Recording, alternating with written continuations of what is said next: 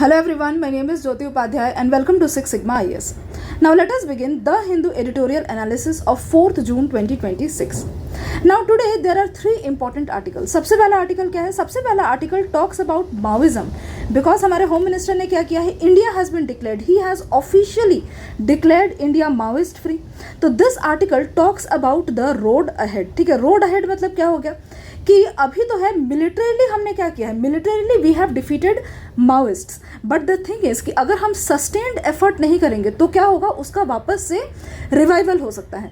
And also what it means by sustained effort, government ने क्या बोला है, the government has said that we have to bring, since this war is won, next what we have to do is we have to bring the Adivasis to the mainstream. Now what the article says is कि हो सकता है हमारे लिए जो mainstream का definition है, this mainstream definition might not be the same definition for the Adivasis. So if we really need to bring some change, तो हमें क्या करना पड़ेगा, हमें उनके तरीके से सोचना पड़ेगा. And that is what this article discusses. And this article also says कि गवर्नमेंट का क्या है, आदिवासीज को लेकर के गवर्नमेंट का एक विजन है जिसको बोल रहे हैं आपका the road to 2031, that is vision 2031, तो उसको भी हम करेंगे. And then further the article talks about the पीसा एक्ट कि किस तरीके से पीसा एक्ट क्या है, ट्राइबल राइट्स को फेवर करता है. And along with that the पीसा act, what are the loopholes in this act and what is the thing that needs to be done ahead. The second article that talks about right to be forgotten, very very important. right to be forgotten का मतलब ये होता है ना कि अभी recently Delhi High court ने बोला है कि right to be forgotten is a fundamental right under article 21, मतलब right to privacy के अंदर right to be forgotten is a fundamental right. So we are going to discuss the several aspects of this also. And the third thing that we are going to discuss is some statistics. Statistics जो important है किस चीज़ से related, startup से related. ठीक है कि India ने क्या किया था कि काफ़ी सारे इनिशिएटिव्स लिए थे स्टार्टअप्स को लेकर के in the year 2016. So what it says is कि 2016 में जो हमने इनिशिएटिव्स लिए थे, where do we stand in the year 2020, मतलब 2025 तक का डेटा हमारे पास अवेलेबल है. So where do we stand now, was it successful और there is still a lot to be done. ठीक है, so let us begin. Now the first article it says after Maoism the next battle is for Adivasi trust, and very important word is trust, because हमें उनका जो भी हम आगे करेंगे हमें क्या है, आदिवासीज को कॉन्फिडेंस में लेकर के करना पड़ेगा. Why it is in news, because a press conference held by union home minister in Jagdalpur Chhattisgarh, कब उन्होंने किया था, May 19, 2026. यहाँ पर in this briefing it marked his first public address since March 31, 2026 when India was officially declared Maoist free. He said that military victory over Maoism would remain incomplete, ठीक है, until every resident of Bastar is integrated into the mainstream and announced 2031 as the next milestone date. ठीक है, the article argues that while the security challenge has largely been overcome, the real test now is governance, justice and tribal rights. और government का ये जो vision है ना, vision और that is road to 2031, in this government ने क्या बोला है, कैसे हम ये काम करेंगे, that is whatever this thing it says कि how are we going to do this. Government says we are going to do this by 3 pillars. 3 pillars क्या है, द फर्स्ट पिलर में गवर्नमेंट ये बोलते हैं ना कि हम किस तरीके से एंगेज करेंगे, मतलब किस तरीके से हम आदिवासी से डील करेंगे.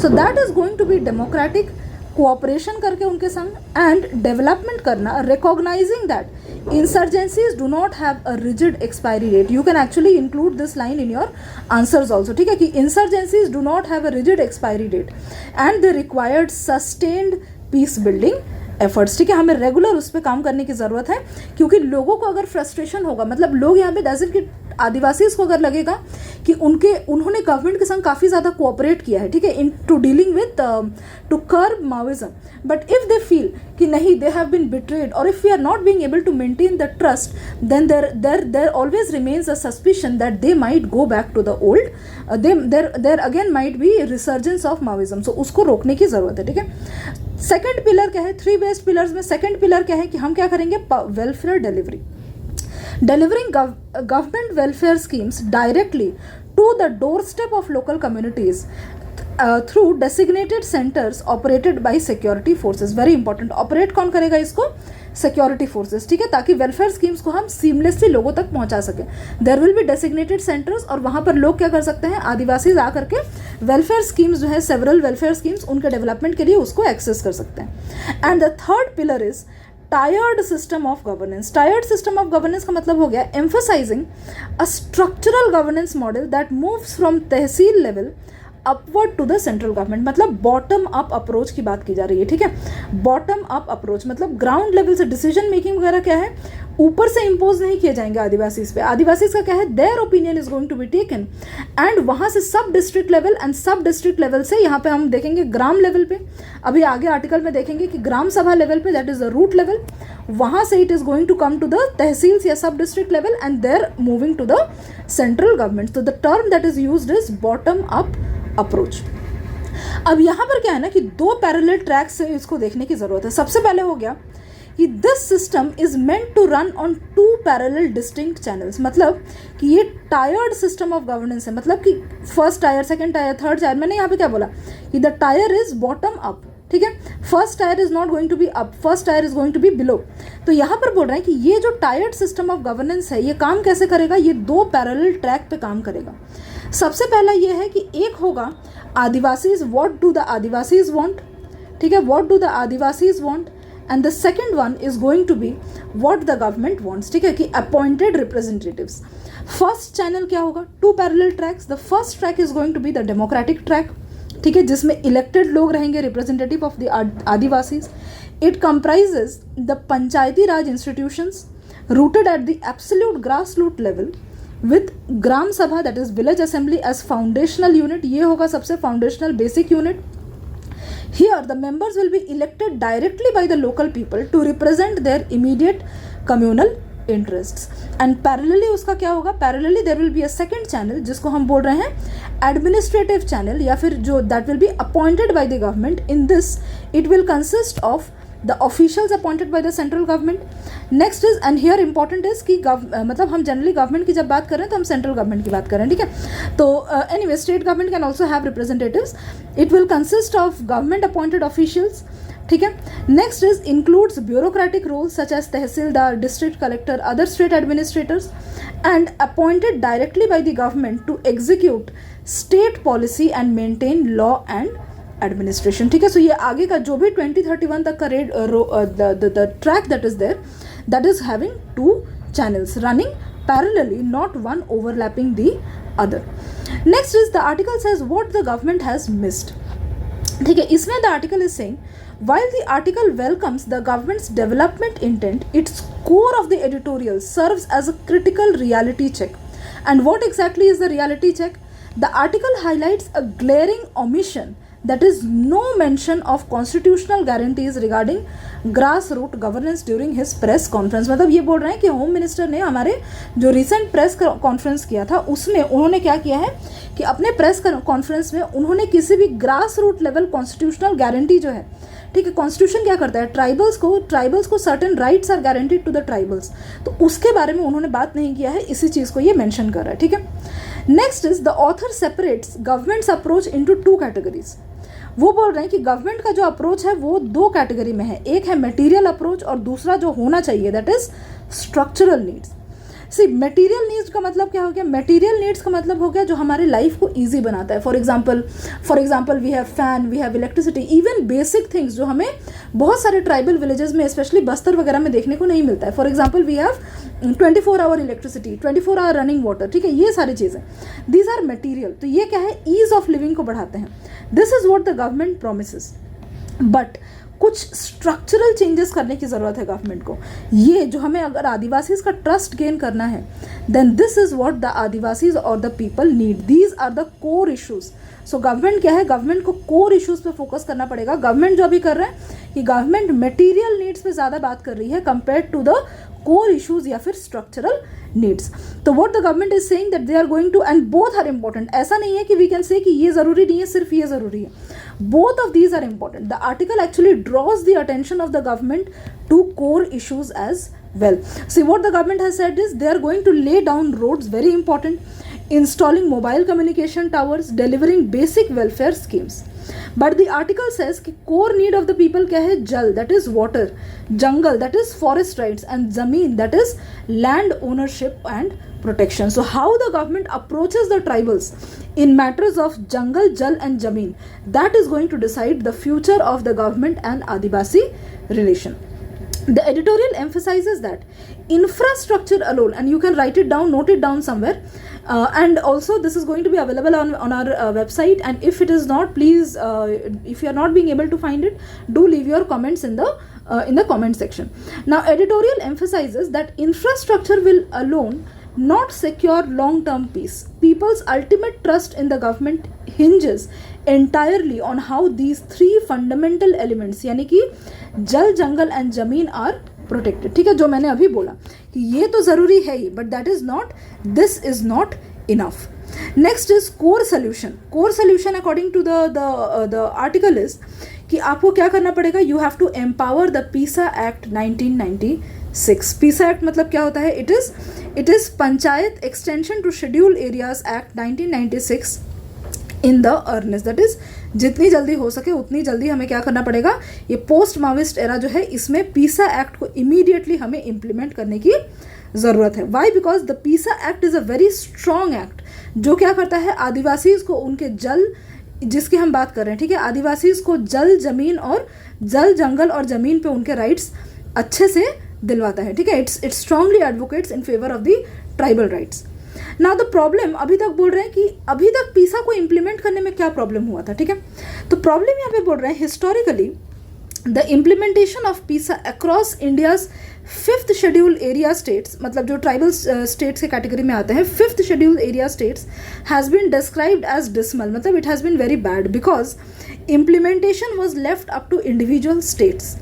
Separate state governments have frequently interpreted and applied the act in ways that undermine the original spirit. मतलब बोल रहे हैं अभी तक इन लोगों ने क्या किया था कि पीसा एक्ट को इम्प्लीमेंट करने की रिस्पॉन्सिबिलिटी जो है वो स्टेट गवर्नमेंट्स को दे के रखी थी. And what the state governments have mostly tried to undermine it, या फिर उसको ओवर पास करने की ज़्यादा कोशिश की है रादर देन उसके स्ट्रिक्ट इम्प्लीमेंटेशन का. ठीक है, so now it says the power of gram sabha. PESA act क्या है ना कि ग्राम सभा को बहुत ज़्यादा एम्पावर करता है. So PESA places decentralized governance at its core. उसका कोर क्या है? Decentralized governments, that is bottom up approach. Adivasis having the primary say over their resources. Bottom up approach, decentralized government. ठीक है, इसी को बोलते हैं bottom up approach. At its core, making Gram Sabha the cornerstone of local self-governance. Constitutionally, it grants indigenous communities the power to safeguard Adivasi identity, manage community resources, and resolve local disputes in accordance with customary laws. ठीक है, मतलब आदिवासीज के जो laws हैं उनके through अपने disputes को resolve करना. इफ़ यू सी रिसेंट में आसाम में क्या है? यूसीसी अप्लाई किया है इन्होंने, but even they have said कि यूसीसी भले ही हमने अप्लाई किया है, बट ट्राइबल्स पे क्या है? ट्राइबल एरियाज एंड ट्राइबल्स पे UCC is not going to apply because they have their own customary laws. ठीक है, जो वो जनरेशन से फॉलो करते आ रहे हैं. Next is subversion of the states. अभी हमने क्या बोला कि पीसा एक्ट के अभी तक इम्प्लीमेंटेशन में स्टेट्स जो है वो उसका एक द रीज़न इज कि स्टेट्स इसमें बाधा डालते आए हैं. ठीक है, so what they are saying is कि हमें इस चीज़ को we have to subvert the states. इसके लिए हमें क्या करना पड़ेगा? इसके लिए स्टेट्स को बाईपास करना पड़ेगा. ठीक है, सॉरी, ये स्टेट गवर्नमेंट्स को बाईपास करना पड़ेगा. Why? Because state governments have often not, you know, bypass करना is a strong word. What we can say is कि अपने कॉन्फिडेंस में लेके साथ में काम करना पड़ेगा. ठीक है, बिकॉज एग्जैक्ट ये क्या है? ये एरिया स्टेट के अंदर है. सेंट्रल स्टेट को अगेंस्ट में जाके कुछ यहाँ पे अलग से करेगा तो the coordination is basically important. So the text points out that state governments often try to bypass the authority of the Gram Sabha and push corporate state objectives. मतलब जो बड़े बड़े कंपनीज होते हैं उनके जो एजेंडाज होते हैं, उनके जो इंटेंशंस होते हैं, उनको पुश करने की कोशिश करती है bypassing the interests of the tribals. ठीक है, इसका एक एग्जाम्पल भी दिया है उन्होंने. The article cites the example of Chhattisgarh government's 2022 proposal to amend the act. कौन सा act? PESA act. By replacing the requirement of Gram Sabha's consent with consultation. मतलब जहाँ पर कंसेंट बोला गया है पीसा में कि आपको क्या करने की ज़रूरत है? किसी भी चीज़ को, प्रोजेक्ट को आपको अप्लाई करने के लिए आपको जो ग्राम सभा है उसके कंसेंट लेने की ज़रूरत है, ठीक है। तो इन्होंने बोला कि कंसेंट का मतलब ही चेंज करना चाहते थे, ये चेंज करके कंसल्ट का मतलब ये कंसल्टेशन वर्ड को लाना चाहते थे वहाँ पे, ठीक है। So this shows that the intention, there is something wrong with the intention and this breaches the trust and this is something that may create the ground for the rise of future insurgency again. This change effectively strips the local communities of their veto power, ठीक है, very important. PISA Act में they have been given veto power because मैंने क्या बोला कि जल हो गया, जल जंगल जमीन, इन पे उनका राइट सबसे पहले दिया गया है PISA Act में, ठीक है. Furthermore, there have been alarming instances where Gram Sabha resolutions and consent records were forged. Very very important कि इनके कंसेंट में इन्होंने कुछ भी लिखा हुआ है लेकिन उसको क्या किया है, जब ऑफिशियल रिकॉर्ड्स में डाल रहे हैं तो उसको चेंज करके उसमें डाला गया है, ठीक है. That also creates bad faith. So what is the requirement? Next what we need is positive peace versus absence of violence. ये सेम चीज़ है कि जिस तरीके से अभी क्या है, अभी एब्सेंस ऑफ वायलेंस है, लेकिन अभी हमें किसके तरफ बढ़ने की ज़रूरत है? Positive peace. True peace, editorial says that true peace does not mean is not just silence of guns. Positive peace requires structural change where Gram Sabha has genuine veto power. तो ये वे अहेड की बात कर रहे हैं यहाँ पे ये चीज़, ठीक है, कि हमें पॉजिटिव पीस की तरफ बढ़ने की ज़रूरत है. Ultimately the author notes that the goal should not be blindly force Adivasis into state defined template of development. You can use this term also, ठीक है, कि state defined template of development जो है ये नहीं होना चाहिए. जो एक्चुअल होना चाहिए है वो है कि the Adivasis themselves should be left to define what mainstream means to them. Right. I hope I was able to give you a comprehensive idea कि गवर्नमेंट का भी आगे का प्लान क्या है, क्या प्लान होना चाहिए, और एडिटोरियल जो है वो क्या वे फॉरवर्ड इसमें सजेस्ट कर रहा है. So remember about the 3 pillars, also remember about the 2 approaches that I said, and also remember about this thing, that is what is the meaning of positive peace and does it only mean absence of violence, and what is the way forward. If we summarize the way forward, it says implement PISA not just in letter but also in spirit. Next is PISA not just in words but also in letter and spirit. Next is protect Gram Sabha sovereignty, address Jal Jangal Jameen. Next is prevent administrative overshadowing, मतलब bottom up approach ही रहना चाहिए, administrative overshadowing नहीं करना चाहिए उनको. और the fifth one is कि foster participatory integration. Yes, that means what, कि दीज ट्राइबल्स, इनको भी डिसीजन मेकिंग वगैरह में पार्ट हो, we have to take them as the main players also in decision making, ठीक है. अदरवाइज क्या होगा, वो सेम ट्राइबल रिवोल्ट होगा, सेम इंसर्जेंसी वापस से आने के चांसेस होंगे. So we do not want that. Otherwise इतने सारे जो हमारे जवान हैं जो मार्टर हुए हैं इस माओइस्ट फ्री इंडिया को बनाने के लिए, इनका एफर्ट वेस्ट हो जाएगा, ठीक है. That is what it means. Next is the next editorial या article that talks about preserving records right to be forgotten, जो मैंने अभी बताया, ठीक है.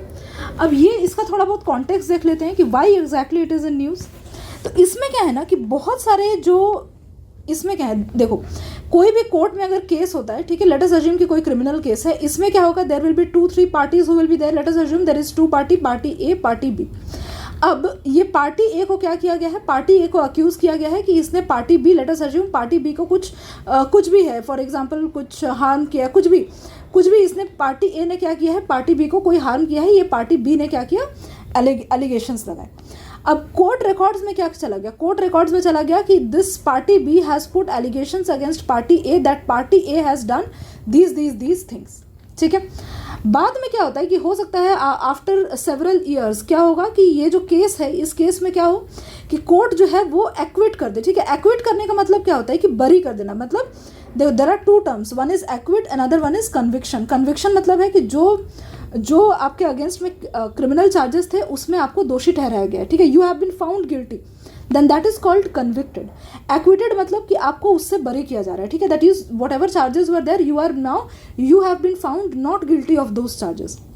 द प्रॉब्लम इज कि यहाँ पे इन लोगों ने जिन्होंने पेटिशन किया था, late us assume these people, जो ए वाले पीपल हैं, उसमें से इनको एक्विट कर दिया गया है. ये बोल रहे हैं कि जब हम आगे जॉब वगैरह ढूंढने के लिए जाते हैं सो लोग हमें क्या करते हैं, लोग हमें ये चीज़ नहीं कर देते हैं even though we are acquitted because of our records, मतलब हमने कुछ किया भी नहीं है लेकिन क्रिमिनल रिकॉर्ड्स में क्या है, क्योंकि हमारे अगेंस्ट में क्रिमिनल रिकॉर्ड में हमारा नाम है, इसलिए लोग क्या है, हमारे लाइफस्टाइल जो है, our future is getting affected because of this.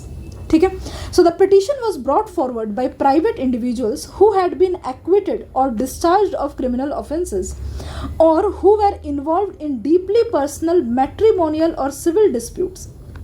They argued that having their names permanently linked in old legal battles on the internet was causing ongoing disproportionate damage to their reputation, livelihood and dignity। ठीक है, इसलिए इन्होंने बोला था कि ये जो judgements हैं, अभी क्या है, लाइव स्ट्रीम वगैरह भी करने लगे हैं जजमेंट्स को, रिकॉर्ड्स भी, डिजिटल रिकॉर्ड्स भी एक्सेस कर, मतलब पब्लिक के पास डिजिटल रिकॉर्ड्स का भी एक्सेस होना चाहिए। तो अब ये डायकोटॉमी खड़ा होता है कि हमें क्या करना है, क्या डिजिटल रिकॉर्ड्स जो है क्या वो पब्लिक के पास एक्सेसिबल होना चाहिए, क्या हमें जो कोर्ट रूम में जिस डिस्कशंस चलते हैं क्या उसका लाइव स्ट्रीमिंग होना चाहिए। This is the debate. Okay, so it's a broader debate that has to be kept in mind, and this is very important. You can use it as a case study, you can also use it as an example। आप इसमें से कोई case ले इतने सारे लोगों ने petition दिया है, इनका कोई केस ले सकते हो कि क्यों पिटिशन दिया है, how their life had been impacted. You can also use it as an example. ठीक है, so in your essays, so this is very important. अब इसमें क्या है, गवर्नमेंट ने क्या स्टैंड लिया। So the landmark judgment was delivered by the Delhi High Court on May 29, 2026। Court का क्या अप्रोच था, तो justice Sachin Dutta he delivered a comprehensive 144 page order ruling on a batch of 38 page, anyways that is not important। यहाँ पे इन्होंने क्या बोला है, officially recognized right to be forgotten।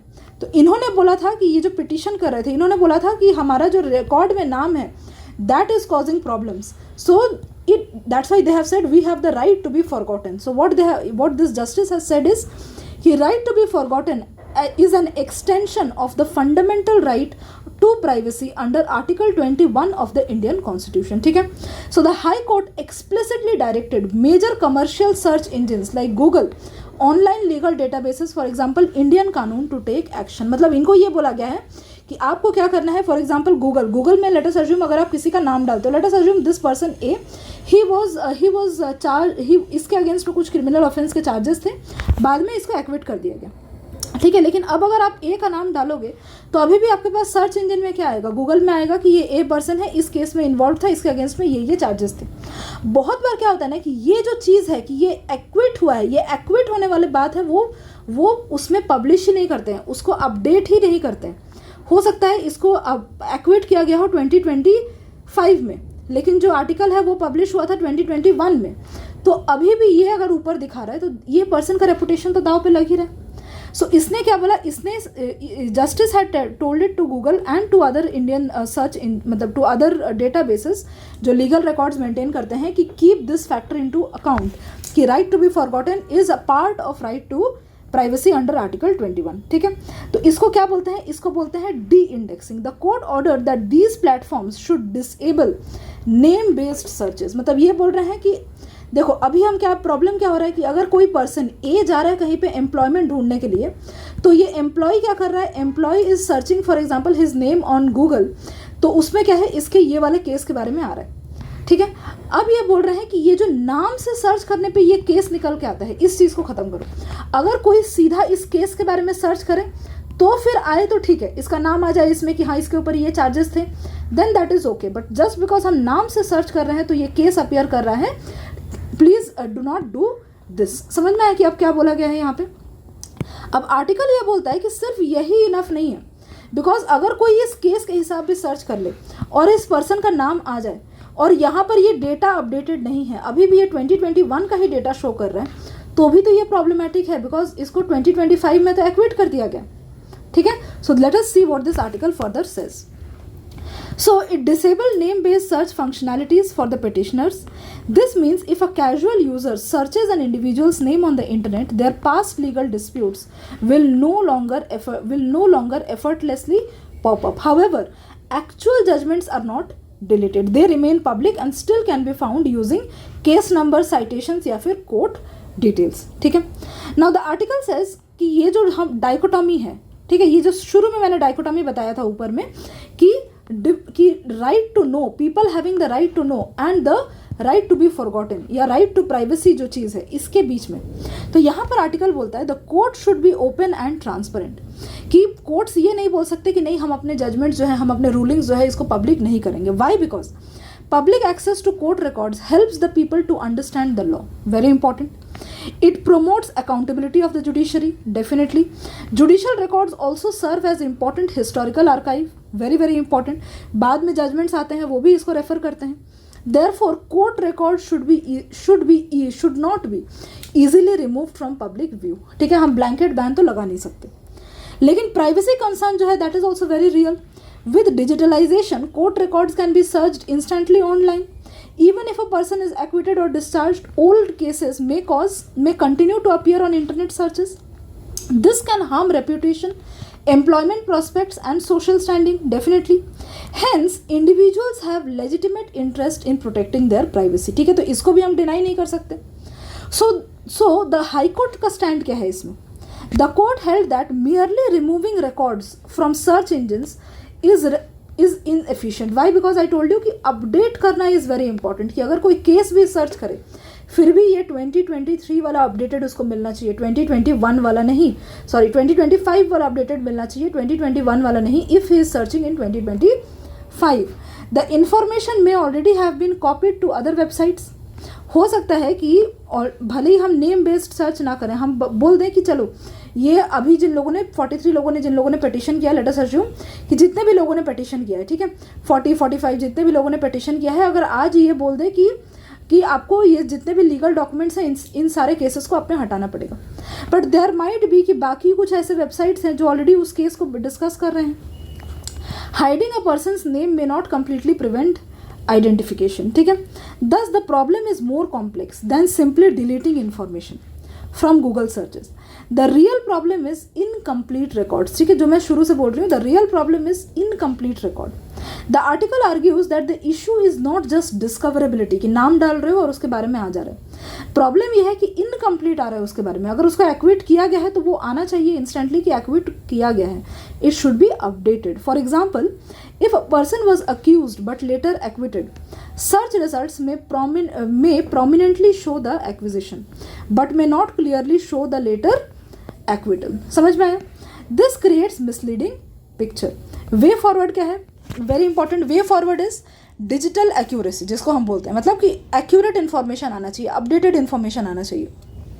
Instead of erasing history, the editorial urges the judiciary to embrace digital accuracy.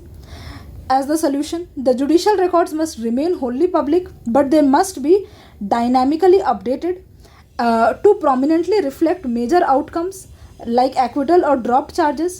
Next is to address the problem at its root. The judiciary should impose conditions on any digital platform, court registry or legal indexing database to refresh their database on regular basis, endeavor to display final results of any user's queries within their proper legal context, and this balanced approach would simultaneously, इससे क्या होगा, दोनों चीज़ें protect होंगी. ठीक है, जो हमारा राइट टू प्राइवेसी है वो भी प्रिजर्व होगा, and it is also preserving the sanctity of public to know about judicial records. ठीक है, तो इन दोनों के बीच में इस तरीके से बैलेंस मेंटेन होगा. Right, so this was about the second editorial. And the third editorial that is important for today, that is how India scaled up it's startup industry from 2016 to 2025. ठीक है, इसमें क्या बोल रहे हैं? The article highlights the growth, geographical extension and changing demographics and funding pattern. मतलब इस article में क्या है ना, देखो ये आर्टिकल मेनली एक डेटा ड्रिवन आर्टिकल है. इसमें ना डेटा के बारे में डिस्कस किया गया है, and that is why you can use it in your answers. ठीक है, तो मैंने सारे अपडेटेड डेटा जो है इसमें मैंने उसको I have written it down over here. अब ये जो डेटा है ये किस किस चीज़ का डेटा देता है? ये सिर्फ ग्रोथ का डेटा नहीं देता, ये बोलता है कि किस तरीके से जोग्राफिकल एक्सपेंशन हो रहा है. मतलब स्टार्टअप्स नाउअडेज वो क्या कर रहे हैं, increasingly they are moving from tier 1 cities से अब क्या कर रहे हैं, tier 2 and specially tier 3 cities जो है वहाँ पे स्टार्टर्स अपने बिजनेसेस को मूव कर रहे हैं. ठीक है, तो ये क्या है, जोग्राफिकल डेटा हो गया. चेंजिंग डेमोग्राफिक्स, किस तरीके से जो लोग हैं स्टार्टअप में ना, मेन कितने हैं, फीमेल कितनी है, what is the age. For example female में ये देखा जाता है कि अगर हम 30s में देखें तो मेल मेंबर्स जो है ना कि 30s में अगर हम देखें फीमेल स्टार्टअप्स 30 के एज ग्रुप में तो वो फीमेल कम है उसमें, लेकिन अगर हम 50s में देखें तो फीमेल उसमें ज़्यादा है। दैट मीन्स व्हाट, कि फीमेल जो है ना फर्स्ट, क्योंकि 30s में क्या होता है कि दे हैव चिल्ड्रन को अपब्रिंग करने की रिस्पॉन्सिबिलिटी वगैरह जो होती है, तो उसमें फीमेल्स जो है ना काफ़ी ज़्यादा विमेन उसमें ऑक्यूपाइड होती हैं। दैट्स वाई जो वो एंटरप्रेन्योरशिप या स्टार्टअप में जा रही है that is mostly in the later stages of their life compare to male जो कि पहले हैं। तो ये डेटा क्या है, ये हमारे डेमोग्राफिक रिलेटेड डेटा है। Next is funding pattern of Indian startups, कि किस तरीके से फंडिंग आ रहा है, कि किस तरीके से कितना पैसा आ रहा है, कितना इन्वेस्ट किया जा रहा है, and so on and so fourth. तो ये जो डेटा है, ये डेटा इसमें डिस्कस किया गया है over a period of 10 years, right, 2016 to 2025. Now the main argument, या फिर what exactly does the article से, द आर्टिकल सेज कि इंडिया का जो स्टार्टअप इकोसिस्टम है उसने रैपिडली ग्रो किया है ओवर द लास्ट डेकेड। क्यों? Because of ease of doing business, जो सपोर्ट गवर्नमेंट पॉलिसीज़ की वजह से, जो ईज ऑफ डूइंग बिजनेस को EOB जिसको हम बोलते हैं, ईज ऑफ डूइंग बिजनेस, उसको सपोर्ट किया है। Formal recognition of startup India, proper government ने 2016 में प्रोग्राम ही लेके आए थे, startup India program. Next is expansion beyond metro cities, इसके बारे में भी बोल रहे हैं कि जैसे मैंने बताया Tier 2 and Tier 3 cities. Greater participation of women and youth, जो मैंने बोला 30s में ज़्यादातर बहुत सारे जो इंडिविजुअल्स हैं, यंगस्टर्स हैं, वो स्टार्टअप्स में आ रहे हैं, they are willing to take risk.